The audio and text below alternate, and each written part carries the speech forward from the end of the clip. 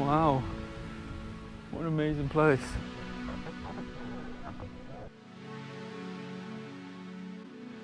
Hello, I'm Greg. Welcome to my new YouTube channel where I'm quite literally thrown into the wild. This adventure doesn't start here, it starts in Scotland. You're going to see the Wallace Monument, some castles and another distillery. Some of the most beautiful places where I grew up. If you've got a love for the outdoors and like watching wild camping, finding secrets places, then feel free to drop a subscribe and check out some of the next videos that are going to be coming to this new channel because I've got loads of content coming your way this year. Future Greg's going to take you on an adventure while I hightail up this hill to some more water, and then you'll join me as I've hopefully found my campsite for the night. This is the Wallace Monument. It dominates the skyline, standing 67 metres high atop a volcanic crag. Its Victorian Gothic spire pierces the sky above Stirling to a total height of 160 metres and is tribute to one of Scotland's greatest heroes. The climb starts with some steep steps carved straight out of the natural rock. Along the way, the path is lined with sculptures, including a tiny replica of the tower itself. I was really having a whale of a time, but just before we reach the tower, let's check in and see how I'm getting on in the lakes.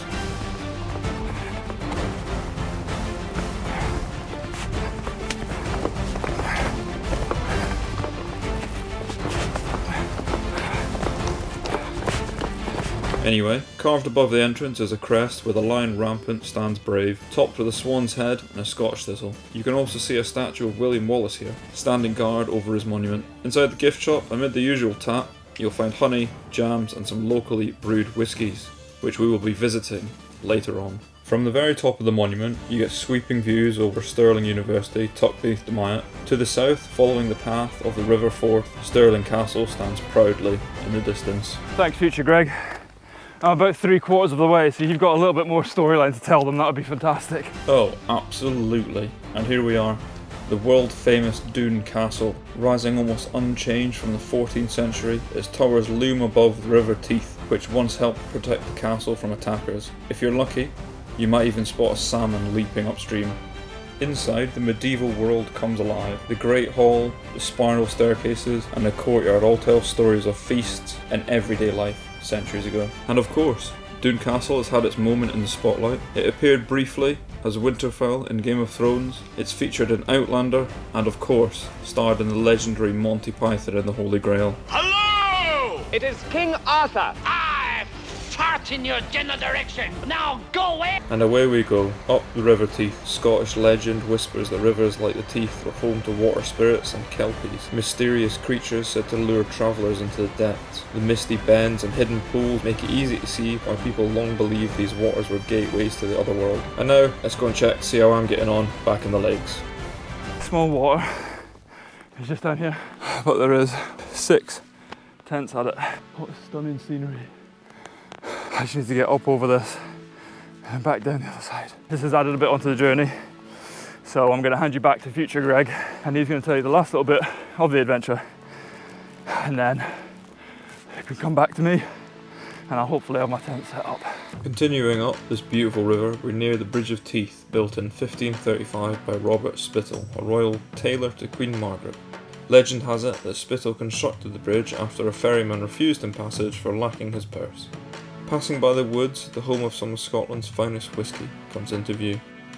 Here, the waters still play a vital role, powering the craft of whisky at Deanston distillery. Once a cotton mill, its great stone walls now guard rows of casks and copper stills. Deanston is proud of its unhurried process, whisky made by hand, matured in vaulted warehouses, and tasting of honey, malt and river air. This structure to the left, originally the weaving shed of the 1785 cotton mill, had expansive windows designed to provide optimal lighting and ventilation for the mill workers, and under the roofs to the right is where the whisky is now maturing. Right, I think that's enough for me for now. Let's get back to the lakes, where things are a little bit darker than they should have been. The sun has well and truly gone. I'm now basically looking for somewhere where I can either just sleep or pitch the tent I've got with me. I would like to be close to the water because then I have water for dinner and breakfast. Oh no, I forgot to put my breakfast in. Never mind, not much I can do about that now. Well then guys, that's me finally set up. I've got the Bobcat tent for one man, which I really like as a personal tent. There's a lot of daddy long legs around, so I've set the tent up, although I definitely don't think I'll need it tonight. It's a lovely clear sky. So there's a lot of bats around and they've just been taking out all the flies as soon as I put my lights on. So cheers Batman. It's 9:30 now. I'm going to get a quick little bit of food.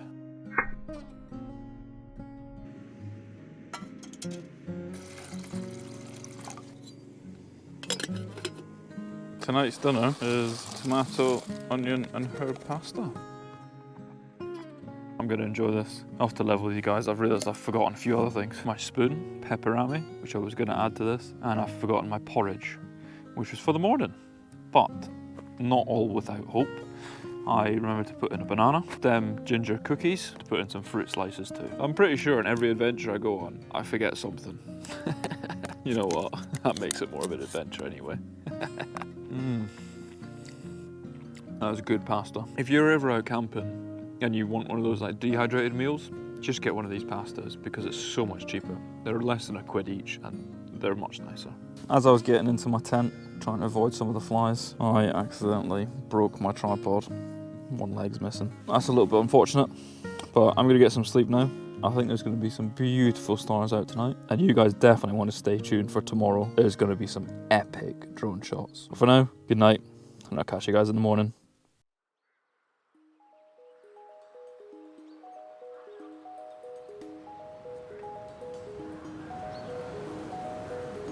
How lucky am I to wake to such a beautiful morning in the mountains. The sun spilled over the fells, bathing the cliffs and grassy slopes in a golden glow. Birds chirped cheerily from the grass, and a gentle breeze carried the crisp scent of the mountains. Streams and patches of water caught the light, shining like veins of silver through the valley. I stole a quick glance over to Smallwater, but the campers lay quiet.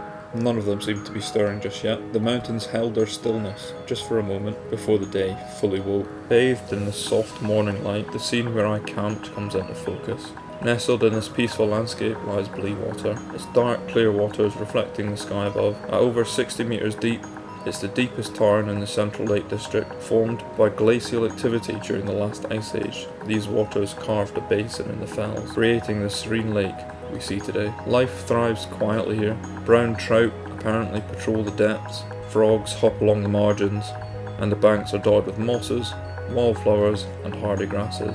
So I think it's about time I get up and start the day's adventure. But I'm all packed up. I'm going to walk around this lake and see if we can catch a fish. I'm going to give this campsite a 7 out of 10. If I can catch a fish, that might boost it up to a 9. It's a lovely spot. Nice and quiet, nice climb to get to. It always makes it nicer when the weather's good as well. It's kind of like a bonus, isn't it? I'm going to head over to that bit there where there's no wind. See if we can pick up a fish or two.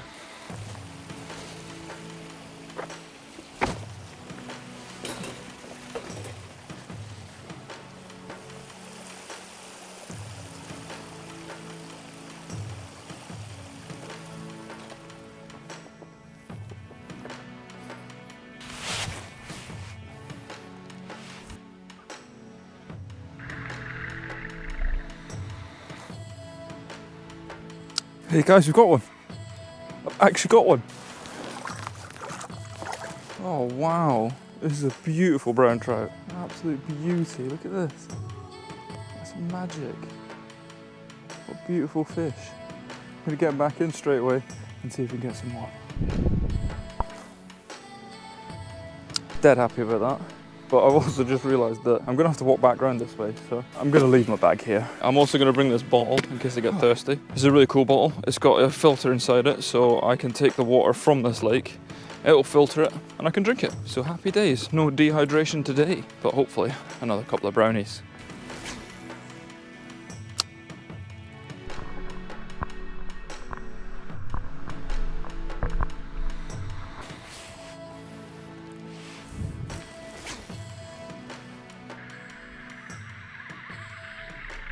I think on the far bank over that way I can see some deer. At first, 3 red deer appear, moving cautiously across the grassy slopes. Males can weigh up to 190 kilograms. Their diet is mostly grass, heather and other vegetation found in the fells. They are in the final weeks of rutting season, when males are slightly more restless and may call to potential mates. Their movement patterns show how they interact with the landscape, foraging, finding cover, and following natural pathways shaped by the terrain. For centuries, red deer have been symbols of wildness and resilience in these hills, embodying the untamed spirit of the Lake District. And what a backdrop to do some fishing, eh? This is incredible. And it has turned out to be absolutely beautiful. an excellent campsite. The water is crystal clear. We've got another one. Oh, come on. Oh, look at this little guy.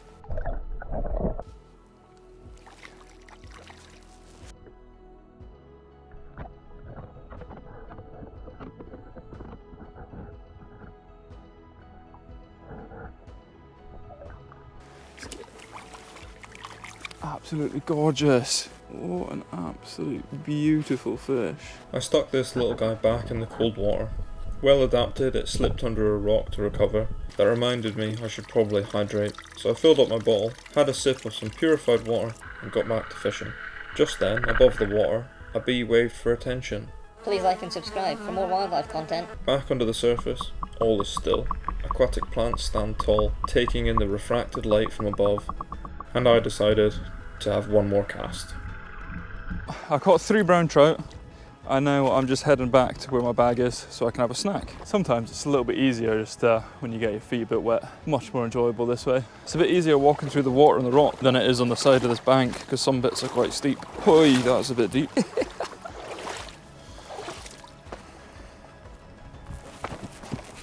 So I'm heading away from Blea water now, back down to the very bottom, and the scenery here is absolutely marvellous.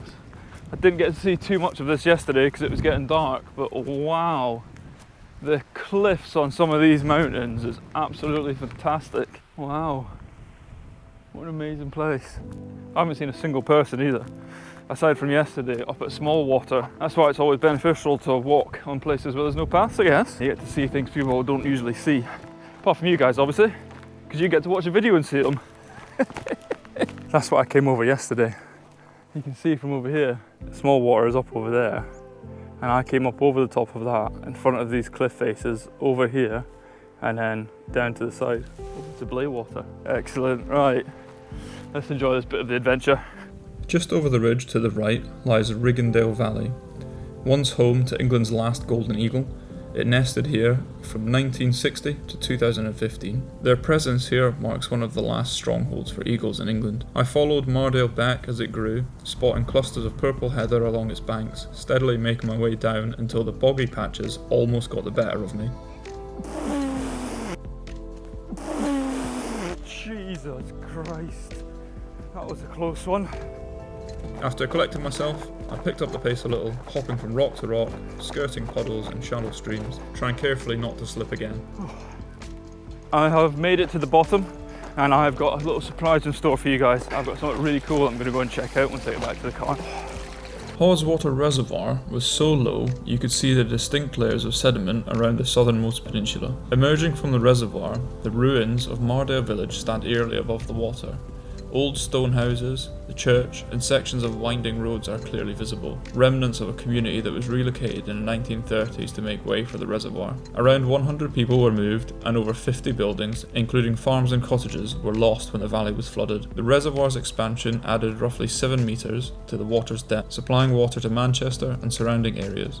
This is the cool thing that I was coming to check out. I'm going to let future Greg tell you a little bit more about it while I do the drone shots. This is King Arthur's Round Table, a Neolithic henge monument that has stood for thousands of years. Measuring approximately 90 metres in diameter, it consists of a circular platform surrounded by a wide ditch and an outer bank, characteristic of prehistoric henge construction. Despite its name, the monument predates the legendary King Arthur by millennia. Archaeological investigations have revealed that the henge was used for cremation rituals. A trench at the centre of the monument contained evidence of cremated remains, suggesting that it may have served as a burial site or a place of ceremonial practices. I've got a lot more adventures planned coming your way, building some shelters, cooking up some rare feasts, sleeping in ditches, holly bushes, you name it, we're gonna get it done here. That's all for this one, folks. I'll catch you in the next video. See ya. Where you can see some of the most beautiful bushcraft shiznit. Who says shiznit? Oh God, fuck's sake.